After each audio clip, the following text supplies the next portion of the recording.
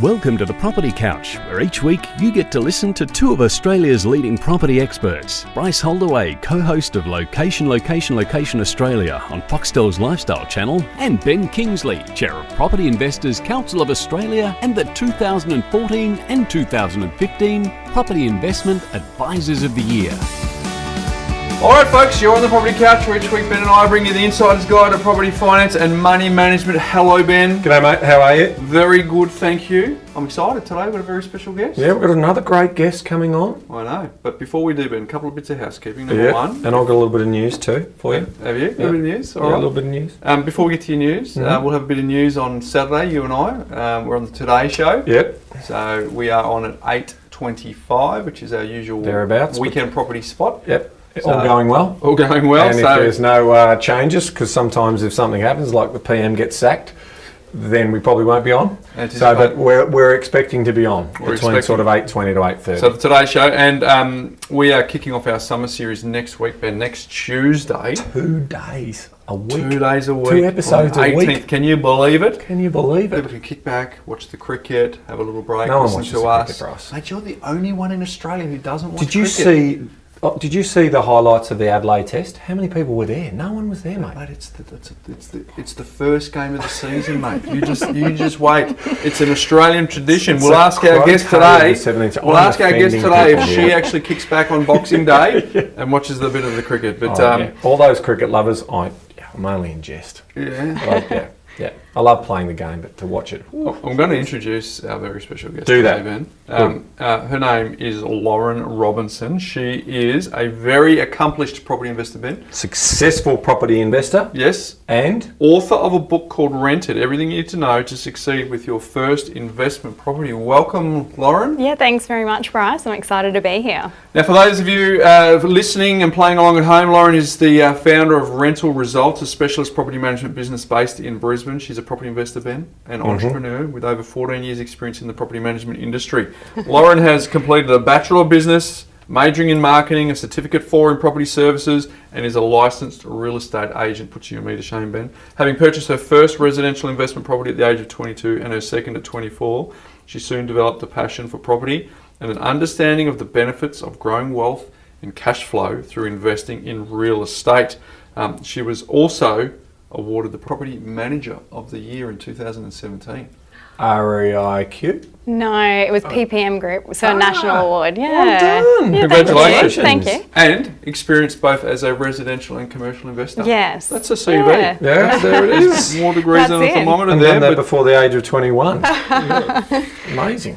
Yeah, So, it's not quite. so we are going to dive very deep into a conversation around all things property with a flavour on property management. But my Mindset Minute theme today, Ben. Okay, let's go. This is for paying attention, right? So one day a school teacher wrote on the board the following. You ready? Yes. 9 times 1 equals 7. 9 times 2 equals 18. 9 times 3 equals 27. 9 times 4 equals 36. 9 times 5 equals 45. 9 times 6 equals 54. 9 times 7 equals 63. 9 times 8 is 72. 9 times 9 is 81. And 9 times 10, Ben, is? 9 times 10 is 90. Oh, yeah. That's all right. So, when she was done, Iris, keep on putting your hand up because it's beautiful. He sucked us beautiful. in. The first one was I saw the frown on your face. Sound right. Iris is trying to put a hand up to say, Bryce, there's a mistake. So I go on. Here we go. Stop. When she was done, she looked to the students and they were all laughing at her, Ben, because of the first equation, which was clearly wrong, Iris. And then the teacher... It's wrong because I normally say it. The number's wrong, don't I? That's why I always like to stop, because I can't. And then the teacher said the following, Ben. Here we go. I wrote that first one wrong on purpose because I wanted you to learn something important. This was for you to know how the world out there will treat you. You can see that I wrote the right thing 9 times, but none of you congratulated me for it. But you all laughed and criticised me because of one wrong thing I did. So the lesson is this, Ivis. The world will never appreciate the good you do 1,000,000 times, but will criticise the one wrong thing you do. Don't get discouraged. Always rise above all the laughter and the criticism. Stay strong. And I was impressed. Everything in you wanted to correct me and you didn't. I didn't. No, it was all good. But that's probably the one thing I do wrong. What's that? Cricket. obviously, yeah. So I'll be judged on how I don't, love cricket and hopefully some of the other things I do okay. I judge on a lot of things that you don't do well, mate. But you do Collingwood's plenty of things very, very well. True. So that was our Mindset Minute theme. Lauren, that was great. Kick it off. But hey, I would love to know, you've obviously, when I went through the intro, there's a fair bit of experience with you with property. Take us back to what was it that kicked it off for you? Where did the spark start? Yep. And what did that look like? I guess I was living in a share house with some of my friends and working in real estate, so working in property management. Everyone around me was buying property, and every day we were working with investors who were coming in, buying property, and we were renting out their homes. So, and I just started getting quite excited by that, and I thought, well, I don't want to be renting anymore. I want to save up for my own property. So, yeah, and the townhouse next door came on the market for sale to where I was renting in Kelvin Grove, and I first put a bid on that, and I was outbid, and then started at auction or just in private sale. It was a private sale, and then I kept looking from there, and it took me about 3 years before I was able to buy a property. So But 22, that's a young age, yes. right? So you started looking at 19. Yes. Wow. Well, I started saving at 19, and that was sort of a goal that I had. So, so that was, I guess, probably at the time I was working full time and also studying part time. So you don't really have a lot of time to go out and spend money. And True. Yeah. So, and then I just had this goal that I knew how much I needed to save. I was seeing mortgage brokers, and they were telling me, what I could borrow, and so that's how I started. So, but where's the spark? Because a lot of 19-year-olds are not. That's not the spark that's going for them. What's causing you to, people are being exposed to property all the time and not having the same lock that you had. Yeah, I think it was just the fact that I was working in a company where everyone around me was buying, and I just thought, I want to jump on this train. So, Okay. All right. So you bought your first property at 22. Take us through that. What was the, was there anxiety? Was it straightforward? Yeah. Was there any history in your family tree where people had invested in property that you could lean on? Yeah, probably, my parents had invested in property, but not, maybe hadn't done so well. So it was more in coastal towns and the prices hadn't gone up significantly. I guess being in an office where I was surrounded by people that I worked with and mentors that were buying property, that really helped as well. I was going to say that's definitely a mentor environment. Definitely, yeah. Sure. And it wasn't easy, the first one I bought. So I probably was looking for about a year because I knew I wanted to live in it. So I made maybe 2 offers on different properties. One fell through on the building inspection. The other one didn't, I was outbid. And then it was the third one that I was able to purchase, and still have today. What were some of the mistakes that you made in that first transaction that you subsequently fixed in your remaining purchases? I think the first day that I started looking was a Saturday, and I just got really taken away with the off the plan. So I was excited by it, and I remember looking at a complex at Morningside that was off the plan, and it had a pool and high body corporate expenses, but I just saw the shine and the brand new property, and I thought, yes, I have to have this. And it was only when I spoke to a few people that they said, maybe you should have a checklist of what you're actually looking for, realise what you're actually going to be paying in body corporate and ongoing expenses, and see whether that's really something you can afford. Luckily, I did take a step back because I realised I couldn't actually afford the body corporate levy. So, well, and have you ever circled back to that particular property to see how it's performed against what you did ultimately buy? I have actually, and I guess, in terms of how the complex, capital growth there, it's not done as well. So, funny that.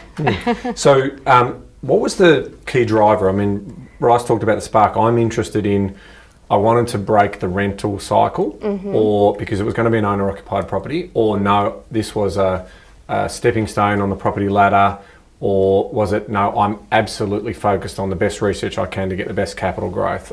Yes. What was sort of going on in your mind in that space? Yeah, I think for my first property versus my second property, I had different mindsets, but the first property was definitely, I want to live in this property, but I also knew that I was not going to live there forever, and it needed to be, tick quite a few boxes for certain demographics of tenants eventually, but I also was probably that demographic of tenant that I had in mind at the time, so Okay. And so what did we end up landing on? Was it a townhouse or a townhouse in Paddington? So nice suburb. so walking distance to the shops, the bus stop. You could walk to the city. That sort of thing. Existing. Composition 2, 1, 2? Two bed, 2 bath, 2 car. Okay. Yep. 3 levels and I guess boutique complex of 8. Yeah. Yeah. And you're happy to disclose how much you paid for it? Yeah, so I paid $405. Okay. On the market at $460, and that was way above my budget. I originally had a budget of $380. Yeah. And so then I offered $4, and then we just sort of negotiated a little bit. But yeah. And how many years ago are we talking now? 12. 12 years ago. And what do you think it's worth roughly now? Recently had it valued, so $650. So it hasn't gone up hugely, but were there many of them in the complex? Is it like only 8? Okay, 8. Yeah. And so strated or untitled? Strated. Okay. Yeah. Okay, rightio. And in the strata, are you paying full use of strata, like all building externals, like common walls? Yes. Or okay. Yeah. Rightio, so it's not a freestanding standalone. No. Okay. Fine. Yeah. Cool. What are the observations that you've made? Because clearly we're recording this in a Melbourne studio, so you'd be aware of other markets. Yes. If someone landed from Mars and they landed in Brisbane, what are the observations that you would say to them that they need to understand about the Brisbane marketplace that's different to, let's just reference it to Melbourne and Sydney, but any other city you want? What do you think that are the unique fingerprint of the property market in Brisbane? Yeah, I guess at the moment in the current market in Brisbane, I guess you need to look at the supply and demand. So there is quite a few apartments that are built. So I guess making sure that you understand, if you're purchasing an apartment in a big complex, what the capital growth is going to be like, and the rental returns. Whereas if there is still a high demand for houses, and they're definitely renting quite well at the moment. So I think it's just understanding suburbs and the market. At the moment, so probably like everywhere across Australia really, but the apartment market is fairly saturated. Yeah, and had low visibility on some of that excess supply when that first came on. What about the types of property? So, in Melbourne, close to a train station is really important, whereas Brisbane not so much. It's probably getting more important over time, but up high to get a breeze, make sure you don't have west-facing living rooms. What are some of those specific to property unique things about Brisbane? I think a lot of people look for obviously air conditioning and ceiling fans, and especially if you're from the southern areas. Also making sure proximity to school zones, so that's really popular as well. So there's a number of factors that are probably similar to most capital cities across Australia, but I think definitely location is a big part of that. Sometimes people will buy sort of further out and then not realise that, maybe the capital growth's not there. So, yeah. It's interesting. I mean, Paddington is what we would consider a very good area of Brisbane.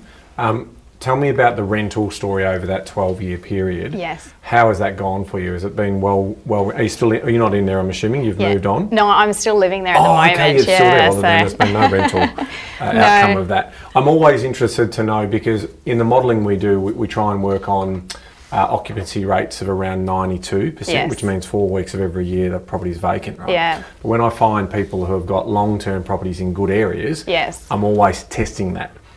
Because in most cases they're like, oh no, it's probably in the last 4 years it's only been maybe vacant for a week and a half. Yes. And all of a sudden those occupancy rates are really important, right? Because that's cash flow. Definitely. And the cash keeps the investor in the game. Yeah. And hopefully the growth gives them that opportunity to get out the other side. Yeah. I guess my second property I bought is in St Lucia, so near the University of Queensland. Yeah. So that, when I first purchased that, I bought it for $315,000, was renting for $260,000. I spent $26,000 renovating it and adding another bedroom, and that was then renting for $540,000. Wow. Separately to students? No. So it's 3 bedrooms. Yeah. So it's always had one lease on it with 3 friends the whole time. So I've owned that for 8 years now. And that one I have had maybe 2 days vacancy in the entire time. So what we find is tenants, they move, so typically overseas students, they move out around November, December, because they're moving back home after uni semester. Yeah, and then that lease has always been through till January. We're re-advertising, and new tenants, often their friends, move in straight after. Next generation coming down. Yeah. So No, you go, Bros. How would you explain the like the north versus south in Brisbane? What sort of demographics are you seeing more on the north? What demographics do you see on the south? And again, someone who's just landed in Brisbane for the first time, trying to understand the city, how would you sort of summarise the difference between north and south? Yeah, there's a funny thing about Brisbane with north and south. There's like that little war. It exists in Perth too, where I'm from. It? North of the river. Oh, you're from north of the river. Oh, okay. Oh, you're from south of the river. Yeah. If you think about it, everywhere there's if you live in the north side of Sydney, you don't have friends on the on the other side of the bridge. It's parochial. Yeah. It's like it can us get versus parochial. them. Yeah. It's funny because I'm not from Brisbane originally, so I came in not knowing the north south. Agnostic. Yeah, I am, and I guess when I still don't really see it because I think there's really good areas on the north side as well as the south side. So and I think there's certain demographics of tenants that are similar on both the north and southern suburbs. So it just depends. I mean, certain areas in Brisbane, there's definitely pockets where it's more families. Otherwise, it's professional couples. Other areas like St Lucia are predominantly students. Yeah. So although you've got pockets on the river where it tends to be like older people, so it just depends. Yeah, because you've got this, it's the river city, so it's not like, the western suburbs are considered the inferior, because some of the best suburbs in Brisbane are along the river over in the west. Definitely. And you don't necessarily, correct me if I'm wrong from your perspective, but you don't necessarily have your version of Toorak or anything. You've got Hamilton and Ascot, but it's still scattered with a whole mix through there, whereas a lot of people tend to want to show their wealth by being a bit further out on the big acreages on the north side. Exactly. So both north and south side have, quite nice acreage areas, and, both of them have good pluses and negatives for them. So, yeah. Why property management? You obviously have this passion for property investing, and you could have gone down the path of being involved in, sales forever or property management. Yes. Where did the fork in the road happen there, and why did you choose property management? Yeah, I guess I started in sales when I was 19, which is very hard when you've never bought or sold anything. So almost impossible. As an associate or directly sell? So you're selling and listing, or listing and selling? Exacly. I kind of think it's like a job, isn't it? You don't realise it's all about how many people you know, your influencing skills. Can you get them, in a lounge room to get a listing? Like that's a brave owner of the business that says, "Here's a phone, here's a desk, go and knock yourself out and get a listing." At 19, I don't think I've ever heard of that from any. Have you? I have. Yeah. There's a girl in Hobart. I can't remember her name off the top of my head, but she did. She started at 19 as well, selling. Wow. I wasn't very good. I wasn't actually. I sold nothing. So, and then I was looking at the property managers, and I thought, that actually looks quite interesting. And I think that's how I started talking to them, and I actually really like the processes. And I haven't looked back. I love property management. I think every day is different. I love helping investors get the most out of their properties, and you do meet a lot of people. So you didn't like the shark bath? I didn't like the shark bath, no. So is that because you were too kind and you were too nice to people when they came in and said, "Look, it's a nice house, but these are a couple of issues." Shout out to all the listing agents listening to us today. So you thought, this is not for me, but property management seems to be nice. No, it's not nice all the time, that's for sure. True. Well, because I always think from a property manager's point of view, they've got this balance between dealing the positive and negativity of a tenant versus the pressure and the positive that comes from being the landlord. So it's kind of can be a thankless space at times. Oh yes, definitely. And you're always in the middle, so it's really hard to please everyone. But understanding the legislation and having a really good idea of when that not everyone's made for property management, that's for sure. So yeah. So you've done your apprenticeship with the business that you're currently, and then you've gone out on your own. So tell us that decision to sort of go out and set your own up. I mean, what was the driving story behind that? I guess I worked for a company in Brisbane for 8 years, and they got to be one of the largest property management only companies in Australia. So they grew to nearly 2,000 rentals under management, and they sold the business after 10 years. I then went to work for another company for 3 years, and again they sold the business. So and I had an opportunity. A developer approached me and said, "Would you like to start with me?" So initially I worked from their office, and he had a small percentage in my business. business, and then eventually I went out on my own. So about 4 months later. So what does the current business look like now? 1 office, 2 offices, how many staff? We've got 7 staff, 1 office, and we manage just over 500 properties. So fantastic. That's a good size. So you've got a choice, for a lot of people, a lot of listeners, they either deal with a specialist only property manager or someone who has property management as part of a sales agency. Yes. Why specialist property management for you? It probably sounds like a bit of the backstory led that way, but why would you prefer to stay independent specialist rather than being a part of a listing agency as well? Yeah, I mean, I guess I've always worked for property management only companies, and then obviously that's what we specialise in now. And I think really it comes down to the training, and everyone in the office is on the same page. We're all focused on property management, so we have meetings every week, and we all help each other. There's different scenarios that pop up even now after 15 years of doing it. There's always something. Always something different, challenging. Yeah. Further to that, what are some of the things where you've walked into a scenario where you've gone, wow, I could not have seen that coming, whether it's a car crash story or something. What have you seen that is a little bit of a horror story? Oh, there's been a few over the years, and I guess you've got to remember you're dealing with people. So at the end of the day, lives can change. We've had really good tenants where something's happened in their life, lost a job or marriage breakdown or something's happened, and their situation's changed, and all of a sudden they can't afford the property, and you have to manage that. So I think you've got to remember you're dealing with people. We've had hoarders, we've had, all sorts of things over the years. Well, that's, we talked about the building inspector who's had the funny stories of what they've found throughout the course of any sort of plantations growing. Have you had any gardening cultivations? No organic sort of farming going on in the back room or anything like that. That's a good story. Yes. Geez, the electricity bills are expensive on that particular house. But you're absolutely right, that is a people business, right? Yes. I mean, any service business is obviously, it's pretty logical that it's a people business, but you have an incredible responsibility for the work you're doing, because you're effectively interviewing on behalf of your landlord the best possible tenant that you can get into that property. And as you say, some of them start off fabulously and then their life turns around and they have trouble and then it's quite difficult. So what are some of the things you're looking for a tenant, in terms of putting their best foot forward, and what you're observing around who you're going to select and who you're not going to select? I guess it starts from the very moment they contact our office. So we're making sure that that they're actually turning up to the appointment when they book that maybe they're taking their shoes off at the front door. So all those little things we're looking at. It's a little 1%. Yeah, exactly. So first impressions, cleanliness, organised. And we relay all of that to the landlord, and obviously processing their application, making sure they're not blacklisted. If they've rented before, we're checking that. If they've owned their own property, we're also making sure all that's correct. So you've obviously got a set process. Yes. Let's flip it on its head and go the other way. Yep. What should a landlord look for in a good property manager? Yes.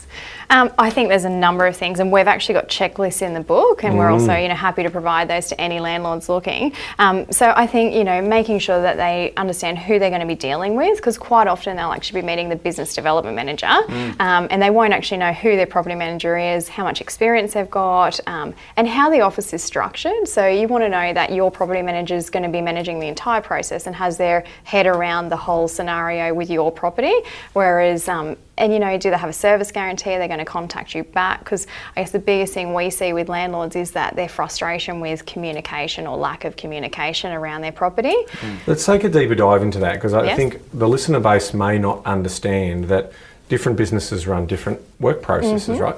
So you just mentioned that there's a business development manager. So for those people listening, what that basically means is they'll get an inquiry, and they've got to try and win that business from that landlord, and ultimately they may handle an early part of that process, but then once it's all sorted out, it's referred into an ongoing property manager. So you've had some. Have you had experience with different types of models? Yeah, and I've which one worked- did you settle for? Well, I worked as a business development manager at my last company, so Yeah. I know what that process was like. And then we would come back to the office, be all excited that we've got a new property, and then we'd hand it on to the property manager, and they weren't happy because it's more work.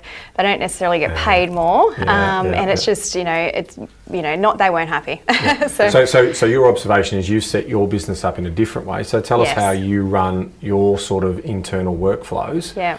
Because it's important for a landlord who's a first-time investor to sort of know how these businesses operate. Yes. To try and pick the best property manager they can. Yeah, so I actually go out and meet all the new landlords now. So I want to see the properties myself, and then it's actually one of our senior property managers that would hand over, and we normally explain that entire process from the very beginning.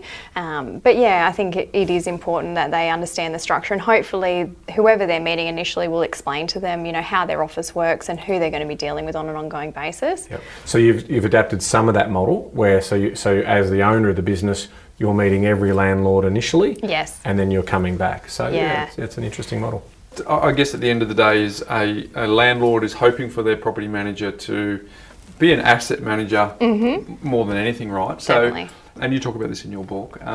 If you had a landlord that was fully open to your ideas and Yes. was able to reasonably spend on your reasonable ideas, what are some of the suggestions that you give to the landlords that actually make a difference to them to maximise their rental return? Yeah, I think it comes back to understanding the demographic of tenant that's likely to rent that property. So, for example, if it's a professional couple in an inner city apartment, and maybe there's 30 apartments in that complex, you want to be able to have your property stand out amongst the others, especially when they're all coming on the market at the same time. So, a couple of things is maybe adding a storage cage, or if it doesn't have air conditioning, look at adding those types of things because you really want to make sure your marketing positions your property are better than the others. So floor plans, 360-degree walkthrough video tours, all those types of things.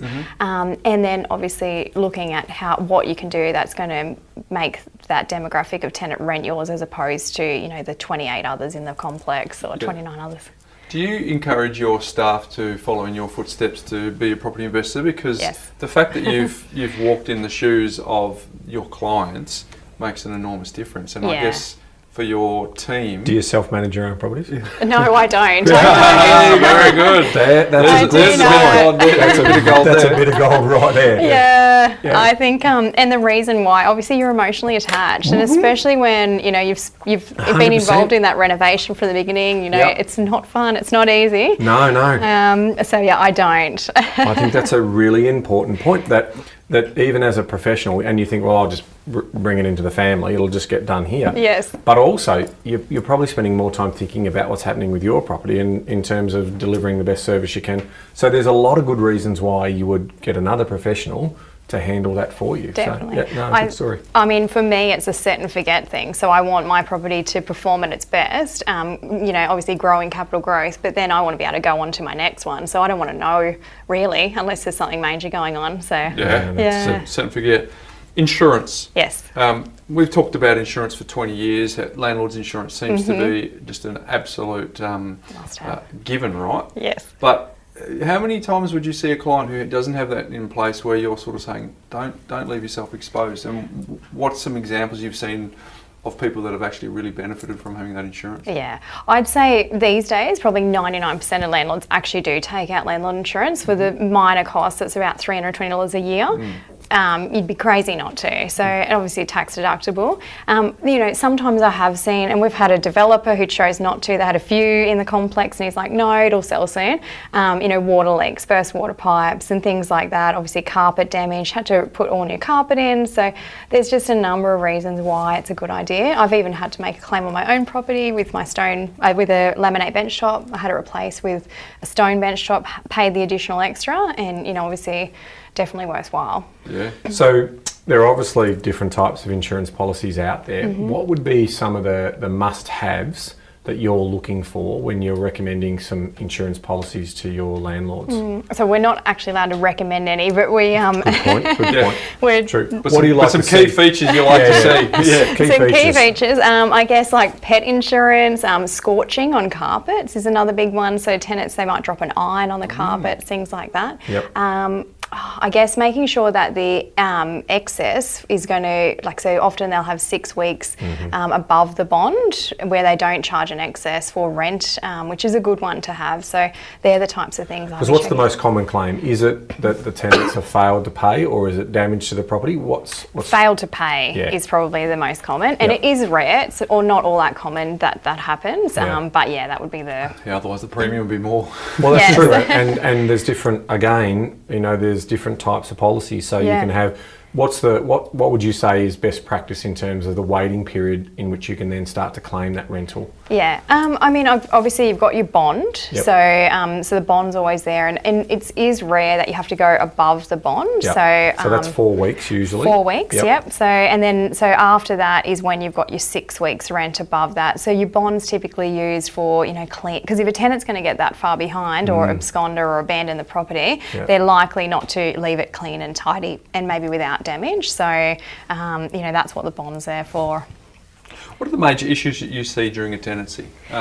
Yes, it can be anything. I mean, this morning we had one where a neighbour, a cherry picker, actually ran into a fence at 5 a.m. this morning and took off. So we're now chasing that up and. So the neighbour's got a cherry picker to do some work. It's rolled in, knocked your fence over. Yeah. So that's pretty interesting. It is, yeah. I mean, other things that we deal with are, obviously landlord insurance claims. We have obviously following up rent on a daily basis, routine inspections. So it can be basic stuff and common stuff where they need to clean their shower screen, get rid of the soap scum. That's a pretty standard one we find at routine inspections too, roof leaks or, we've had a fire.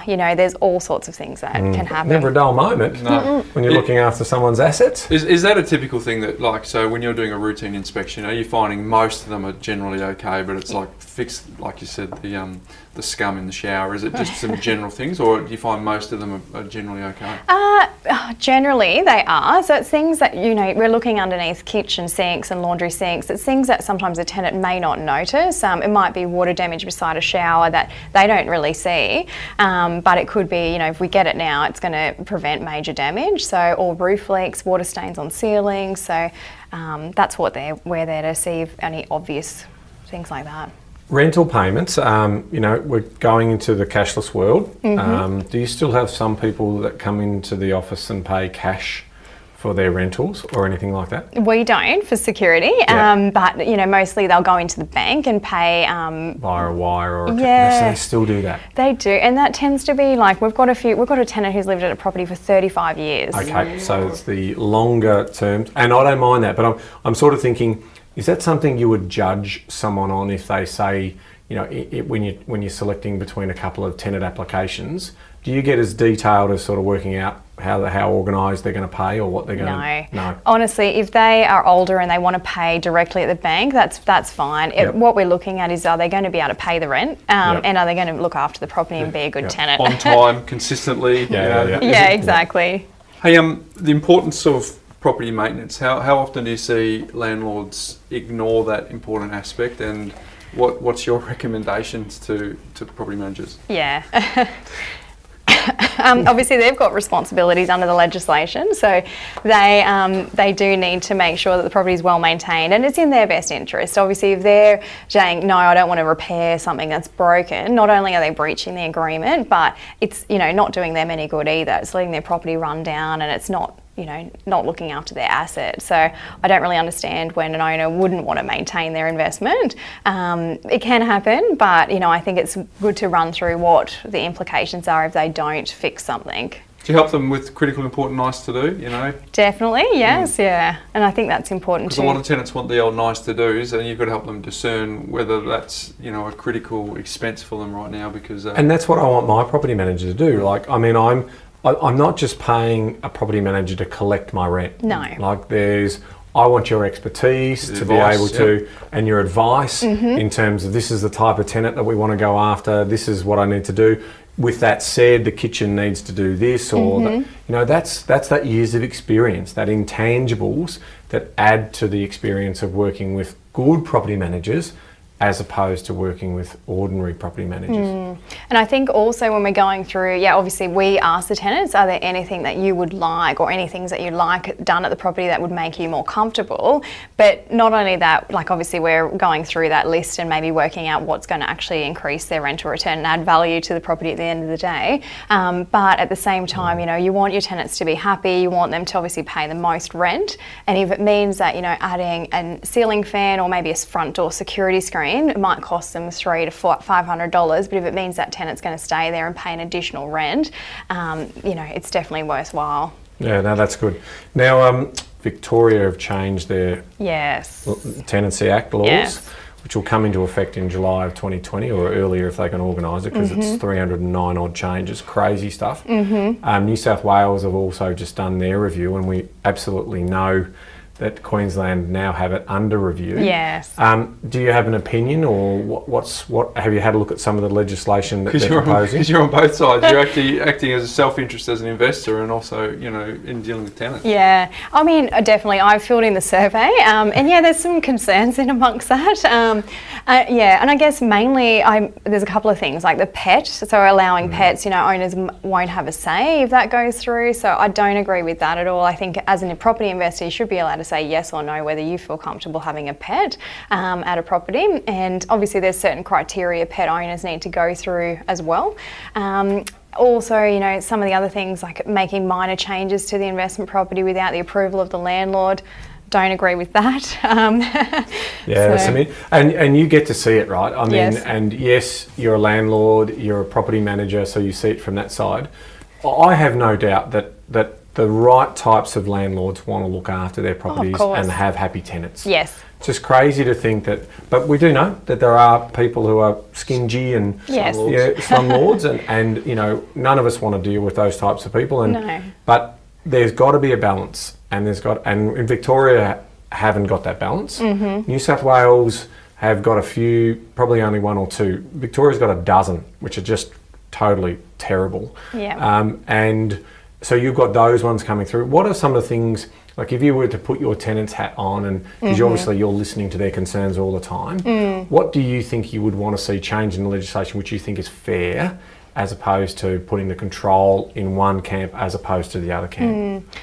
Honestly, I already think that there's a lot of legislation that's based towards tenants, and I think at the same time, you know, if like you said, that if you're a good landlord and you're a good tenant, you know, that they already come to an agreement most of the time on certain things. So if tenants want to have a pet and, you know, the property's suitable, then 99% of landlords will probably allow that with some stipulations around that. So you know, and again, a lot of the legislation's in place there.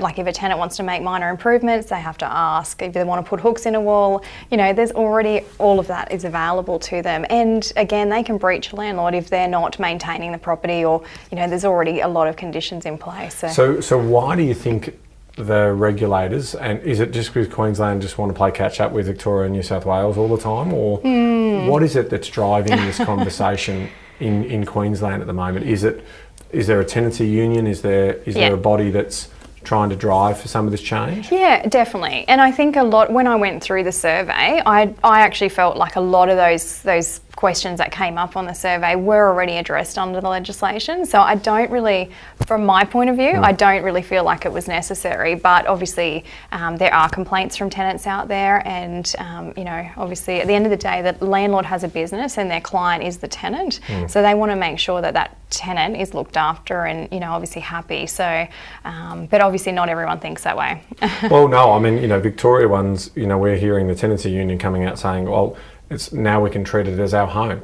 And it's like, well, yeah, you can, but just be mindful of the fact that you don't own it. No. So the fact that the asset is now potentially out of the control of the owner, just is concerning in obviously the legislation moving too far. Agreed. To give that. So it's going to be a bit of a dog's breakfast down here in Victoria, and we're even thinking of ways of how do we get, like, take the pet legislation, perfect example.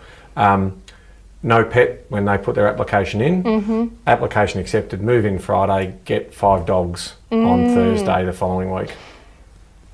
What can we do? Yeah. We can't do a thing. So I'm sort of thinking, well, maybe we'll have to put some clauses into the contract that says if you get a dog, $5,000 extra rental. If you get 2 dogs, $7,000 extra rental. So and they're like, oh, you won't be able to do that. I was like, well, who's going to pick up the ticket? Well, that's it, yeah. I mean, you've seen, what are some of the worst things you've seen pets do to properties? Yeah, I mean, and we've been to QCAT over things that pets have done to properties. So I guess, like urinating stains that won't come out, that maybe a tenant might have forgotten about, and it's been there for, under the bed for 5 months or something. Scratches to the back of a door, digging. Yeah. Yeah, so it's interesting. I mean, yes, we want tenants to be able to think that this is a property that they can enjoy, but to have that power to just, I've got a couple of dogs, you can't do anything about it. And in Victoria, you can't even get rid of them. Oh. Like you can't under the proposed new legislation. If you've signed them up, you've got those tenants until they're ready to go. Like we don't have a 90-day notice period now. Like it's just really so. I can see the legal documents getting more and more detailed to try and say, well, okay, I went into an agreement with you under these conditions. Those conditions are now changed. So if you do that, here's a schedule of fees that we are going to charge you because you've gone and done that. Because at the end of the day, there is wear and tear. There's general wear and tear on property, but with animals, there's more wear and tear than usual. And you have to protect that asset. So I can see a pet schedule. Yeah. Like fish, none except the spillage. Sort of cat. There's a bit there. And it's going to be interesting, isn't it? It will. Cat and fish don't work. Hey, a couple of quick ones for me, Lauren. The vacating process and the bond. Can you talk us through that? From the perspective of you as a property manager? Yes. So I think we start that vacating process 3 months behind. So what happens in Queensland is we need to give the tenants 2 months notice if we want them to vacate, or also if there's going to be a rent increase. Tenants only need to give 2 weeks notice. So we're starting that well in advance. We're advertising properties in the current market 6 weeks ahead of time. So what we do is we actually give the tenants a phone call just to make sure they're all on track about 2 weeks prior.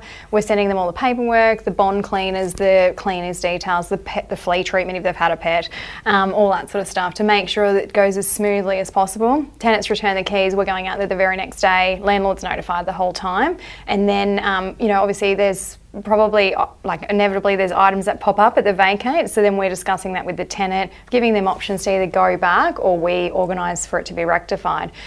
Majority of time it's fine and it all goes smoothly, but obviously sometimes there's going to be discrepancies, and that's where we come in as the professional we then work to resolve those issues between the landlord and tenant. And where are you seeing most of the challenges around refund of the bond? Yeah, I think it's probably and it can be down to certain items, so it might be like a dent or a mark on the wall, or minor things, typically scratches on floorboards, all those types of things, where we then start to go through that process with the landlord and obviously work out a middle ground that everyone's happy with.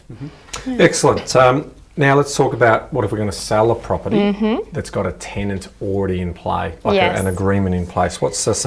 Now, and also for the listeners' benefit, it's different in every state. That's true. The legislation is different in every state. So what you were talking before about 2 weeks notice, and that's all different. So that's always Queensland. make sure that you reach out to your professional property manager and get the right regulations for your state. But let's go into, we've got a property, we've decided to sell it, but we've just signed up a 6 or 12 month lease for a client. What's the process? All the legislation's also in the book for different states across Australia. Well done. But in Queensland, so what happens is if you've got a lease in place, that lease stands. So it's really negotiating between the tenant and the landlord as to, if they want the tenant to move out earlier, it's all in the tenant's hands. So typically an owner may say, well, we'll pay your removal costs or something to get them out earlier if that's what they'd like.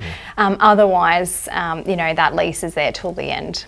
Yeah. We get frothy at the excitement of the thought of a property that's a great property that has a tenant in place with a lease. Yes. Because it just chops out the owner-occupier market. Well, that's and competition. Gives us Yes. an opportunity to negotiate a bit That's harder. right. So, but the important thing for the listeners who didn't know that you buy the lease as well as the property. There's no you can just move them on. No. Still got to honour that agreement. Correct. Yes. Terrific stuff. Hey, we certainly appreciate you coming onto the Property Couch and giving us your insights into property management and as a property investor. The last one for me is we've talked a lot about property management, but you as a property investor, what's the vision? Why are you investing and what are you aiming for? Yeah, I guess, and I guess I keep investing in property because I see that there's definitely, that's where I'm putting my money really. So to grow capital gains in the end. So I think in the future, like I've just purchased commercial property, which is diversifying. I think next time I'll probably look in other capital cities across Australia or other regions of Australia. And the commercial, a bit more yield? Was it a bit more cash flow? Yes, definitely. So it's actually where we operate our business. Okay, very good. Yeah, so we've got a tenant. Yeah. Yeah, very good. Self-managed super fund or? No, I didn't. Okay. So I don't actually have enough in my super fund. But yeah, no, that's obviously a popular option. But That sometimes is, yes. Well, congratulations. It's not easy to run a business, build a portfolio, write a book, do everything that you're juggling. Thank you. Well, that was a wonderful roundup of property management. So thanks again, Lauren. No, thank you for having me. Thanks, Lauren. My life hack today, Ben, as we are in the shadows of Christmas. We are. Thought I'd bring a couple of Christmas hacks in for you, Ben. Okay, sure. So, number one, wrap as you go. This is a message for you and me, right? Because Wrap as you go. when you buy the present, just wrap them as you go. First of all, you've got to buy presents. You're not buying any for your wonderful wife. We've had a lovely renovation done, Bryce, and there's nice sort of furniture that have just gone Good out. luck with that, mate. If you're wondering why she's a bit quiet on Boxing Day, don't say I didn't give you any advance We follow notice. money smarts. We're sensible. If you have a look Good at luck what with that. Good luck with that. So there you go, Lauren. Wrap as you go. Okay, good is tip. number one tip. Obviously, all of my wisdom is lost on Ben. Number two, if you've got children, Ben, a bag for you. Do you have a couple? A bag for every kid, Ben. So do you know how it gets manic on Christmas morning? Presents wrapping. Who's mine? You have the bag for them to put all of their stuff in because at some point they want to circle back. one present's enough for each child. That's right. Yep. You're getting some wonderful insights. Yes, I am. So, yeah. And number three, have little into their every child's bag. Put a smaller bag for the stocking stuffers, so the little stuff doesn't get lost, Ben. So just the little tips, knowing that Christmas is coming up, mate. I'm not sure And I'm that. sure you'll see it all on your Insta feed as well, in terms of how you've organised all this out, which is great. Yes, thank you for that. But there's a few little tips as we are in the shadows of Christmas, Ben. Did you know? Well, I'm the Grinch. Yeah, well, aren't I? Obviously, You are. I'm the hard-nosed. Iris is nodding. I'm the hard-nosed guy here. Yeah. So I'm going to talk about credit cards. All right. There's some new legislation that's coming in. Sure. From 1 January, right? So in the past, when lenders have assessed credit cards, they've usually used a pretty loose framework in terms of the limits that they set on the credit card. So it's usually like 3%. So it was quite easy to be able to get a fairly large limit on your credit card. And this is where people are getting themselves into trouble. So ASIC have come in and said, no more of this. We're going to set a repayment time period from the 1st of January, whereby you need to be able to comfortably afford, so like a servicing calculator for credit cards, you need to be able to comfortably repay that within 3 years. Okay, so it's moving that in. So what it really means in pretty simplistic terms is if you've got a limit that was approved at $5,000 based on the income that you declared on your application, that's more likely than not that that's going to go down to about half of what you've had in the past. So if your limit was 10,000 approved, then it's quite likely that it's only going to be 5,000 that you're going to be approved from the 1st of January. Probably not a bad thing. Given It's a good thing. It's a good thing for us who are on this money crusade. It's absolutely a phenomenally good thing. But the timing, Ben, probably should have been the 1st of December. You've stolen my thunder there, Bryce. I absolutely believe that this should have been done before Christmas. So that's the big story here in terms of, now if you've got existing limits, they're not going to be dropped. But if you think about all of the people who do balance transfers, so there's going to be people who are like, I'm going to go to my free little balance transfer move, and they're going to be moving that money across. Well, that's a new application. So if they've got, say, a $10,000 limit and they've got a $6,000 balance, and then all of a sudden their income doesn't allow them to do that transfer, then they might be stuck with the two cards. Okay, and so it's not perfect, but it's the move in the right direction. It's just going to mean that we're not going to see people spending, it's not your money, right? So spending the bank's money because you couldn't wait for your delayed gratification. So I think that's a good news story. Now, what's also going to be interesting is how do the banks treat this from a lending capacity point of view? Because obviously when we do lending assessments, we would usually use that 3% model. So if you had a certain limit, I don't know, 5,000, 3% of that $150 as we'd put down as the monthly servicing. This may change that in terms of, because if they say no, they have to do it on a 3-year repayment model, then that's going to increase the amount that you have to put down, even though the limit's lower. Bit confusing there, but if you rewind and play that back again. So we don't know yet, we haven't seen what the lenders are announcing around that, but I think ASIC need to be commended for this. It's going to help with the chronic credit card debt situation we have in this country. So I'm all for it. Well, I did not know that, Ben, so that was very good. Did you know? Did you know that, Lauren? No, Well, I think that's a great thing too. Yeah. very good initiative, so well done, mate. Yeah. Thanks again, Lauren. No, thank certainly you. appreciate Thanks for coming on. you coming on the couch today. Ben, next week, we're kicking it off, mate. We are putting the straw hat on. We're putting the boardies and the thongs on. We are doing a summer series. 2 episodes 2 episodes a week. And just to give, like, the lineup is epic. Like, the Quality. It's Just unbelievable. quality through and through. So, and listeners too, Ben. We've got some listeners putting their hands some up. good, stories good, of transformation. real I cannot life wait to get stories. started next week. So, folks, if you are taking time off over Christmas, if you are relaxing into the festive season, there is going to be plenty Or of if content. you've decided to work through but not really doing any work, great time to listen to a podcast at the desk and nothing's happening. Just kidding. The Commissioner for the Productivity Commission there. But so plenty to come, folks. Sit back, relax, enjoy the property couch. And Ben, until next week where we're on twice. Knowledge is empowering, Bryce, but only if you act on it. See you next week, folks. Want more great content from the Property Couch? If you haven't had a chance to go back to the foundational episodes, we got good news for you. Go to thepropertycouch.com.au/TPC20 and check out the free binge guide, which gives you the insights you need from the first 20 episodes, where we unpack the foundational pillars of the insider's guide to property, finance and money management.